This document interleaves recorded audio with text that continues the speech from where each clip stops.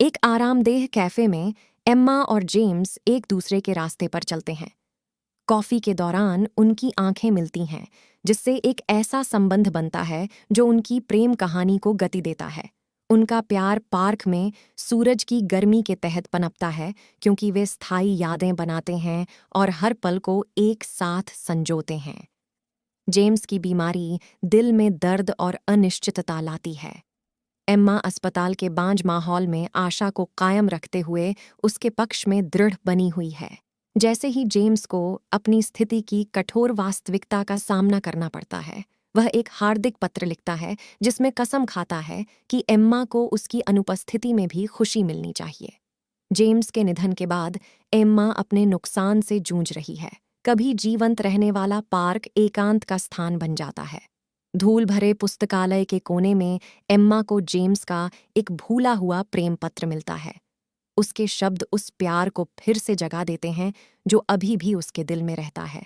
Emma दूसरों, विशेषकर बच्चों की मदद करके उद्देश्य की एक नई भावना की खोज करती है और धीरे धीरे अपनी खुशी का पुनर्निर्माण करना शुरू कर देती है।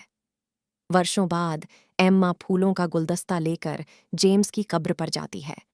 उसे पता चलता है कि उसे फिर से खुशी मिल गई है, जैसा उसने चाहा था। सूर्यास्त के समय एक शांत समुद्र तट पर एम्मा का सामना एक दयालु आत्मा से होता है। आशा और वादे से भरी एक नई प्रेम कहानी शुरू होती है। एम्मा का दिल, जो एक बार टूट गया था, ठीक हो जाता है और वह जेम्स से किए गए शाश्वत वादे द्वारा निर्देशित होकर अपने नए प्यार के साथ एक नई यात्रा पर निकल पड़ती है। एम्मा जेम्स और अपनी तस्वीर वाला एक लॉकेट रखती हैं, जो उस स्थायी प्रेम का प्रतीक है जिसने उसे आकार दिया और जो उसे प्रेरित करता रहा है। एम्मा और उसका नया साथी वापस देने के क्षणों को साझा करते हैं, जो मानवीय भावना के लचीलेपन और प्रेम की शक्ति का एक प्रमाण है। साथ में एम्मा और उसका नया प्यार नई ऊंचाइयों पर चढ़ते हैं और उनके जीवन में एक नए अध्याय की शुरुआत होती है। दर्पण के प्रतिबिंब में एम्मा न केवल अपनी खुशी देखती है, बल्कि वह प्यार भी देखती है जो उसके भीतर चमकता रहता है। एम्मा और उसका नया प्यार मिलकर एक सुंदर परिवार बनाते हैं, नई पीढ़ियों को प्यार और ज्ञान से पोषित करते हैं। अपने बगीचे की शांति में एम्मा को सांत्वना मिलती है और वह प्यार की यात्रा और शाश्वत वादों पर विचार करती है।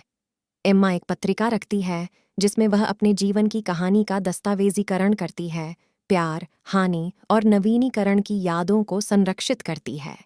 परंपरा जारी है।